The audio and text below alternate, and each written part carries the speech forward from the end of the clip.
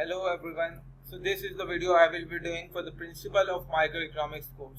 This is the first video which I will be covering and in this video we will have a brief introduction of what is economics. Right? We will see what is economics, what is scarcity, what is opportunity cost, what are the basic concept and the basic building blocks which introduce economics to the world. So let's come to the main question. What is economics? Right? The answer to this is pretty simple. Economics is a study that studies consumer and producer behavior in the economy, right? So the economics is a study that studies consumer behavior and producer behavior in the economy. That studies the consumer behavior and the producer's behavior in the economy, right? So how a consumer behaves in a market, how a producer behaves in a market, how the prices are determined, how the quantity bought is determined, why there are shortages in some markets, why there are surpluses in some markets. All these things come under the umbrella of economics, right?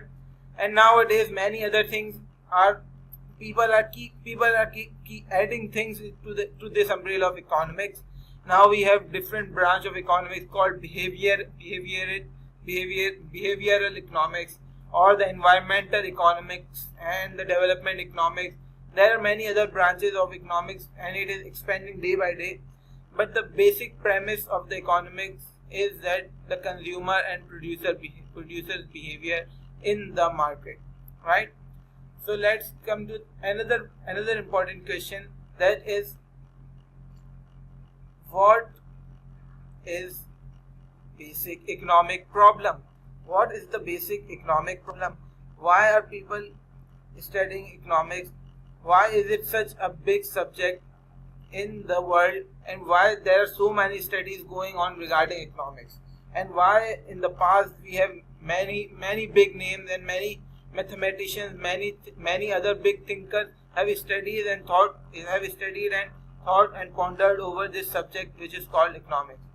So the basic concept and the basic problem of the economics is hidden in this word scarcity, right? Okay, so what is scarcity in economic stuff?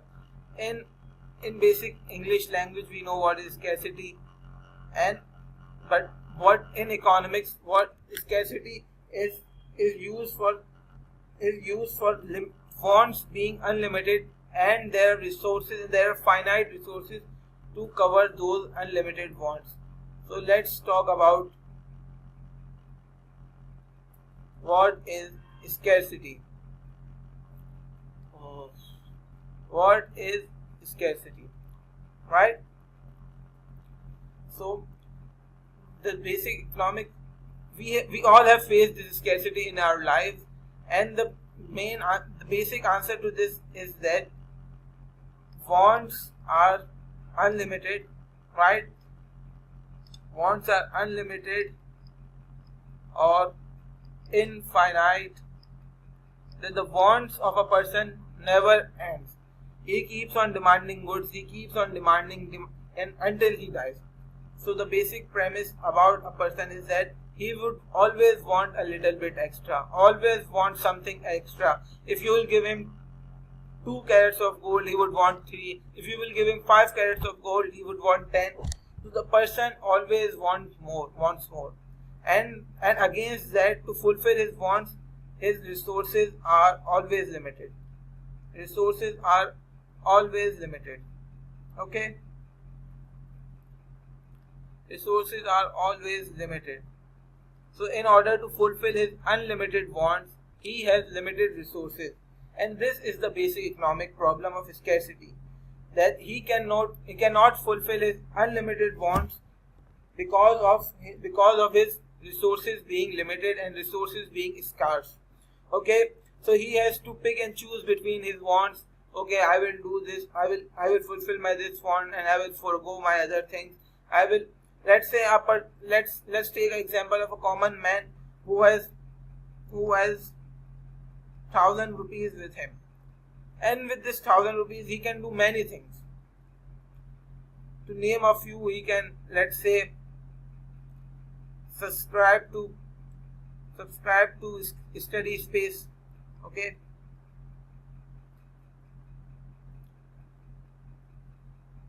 or he can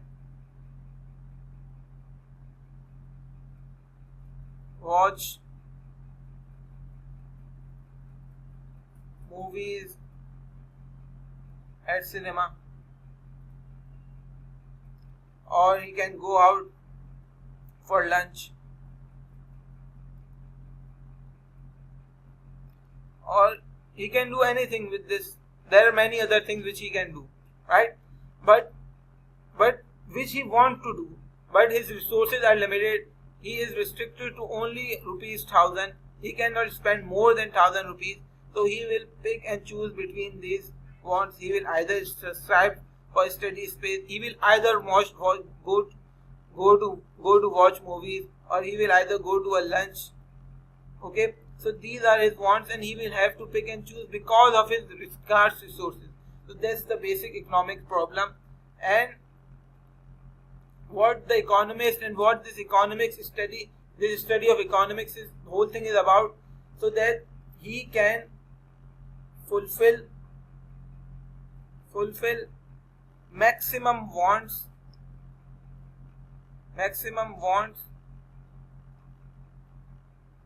with minimum resources. Okay, now here there are two terms and the two words in this definition, in this phrase, which are of much importance: this maximum and this minimum, right? What does this mean? That he have to use his resources efficiently, right? He cannot waste resources, he cannot waste his resources, he cannot throw his money to, he cannot, basically, if I say that I want to do this, but suddenly I grab my wallet, I open it, and I see that my note is missing from this wallet. There was a 1,000 rupee note, but it's not in here right now. So this is something which I would call an inefficiency on my part. I have not kept and I have not used my 1,000 rupees efficiently, right? And there are many other examples. For example, I want to watch a movie,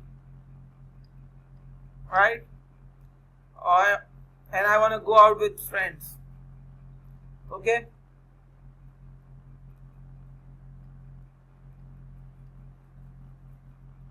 And I decided to watch a movie, and it turned out that the movie was not good at all.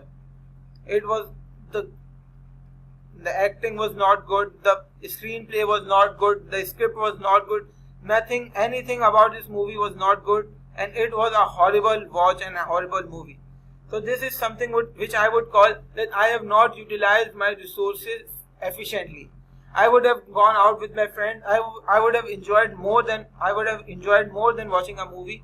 So here, if I would have gone out with my friend, I would have fulfilled my maximum wants with my minimum resources, which were 100, let's say 500 rupees. Okay, but instead I watched a movie, so I have not fulfilled my maximum wants. Okay, my total satisfaction is not maximum while watching a movie. So in this case, I have not maximized my utility, and I have not maximized my satisfaction. And this is my resources, my finite resources which I had. I have not fulfilled them. I have not used them efficiently or effectively. Right? Okay. And then this scarcity has given rise to the next basic concept of economics, that is called the opportunity cost. This scarcity has given rise to this concept of opportunity costs, right? let me first write the basic definition of this opportunity cost. So this the basic definition, and this you can find this easily, this definition anywhere. So the basic definition of opportunity cost is this, that it is the next best alternative forgone. Next best alternative forgone. What does this mean? Let's say, once again, let's say I have 1,000 rupees. I can watch movies, right? Or I can study for exam.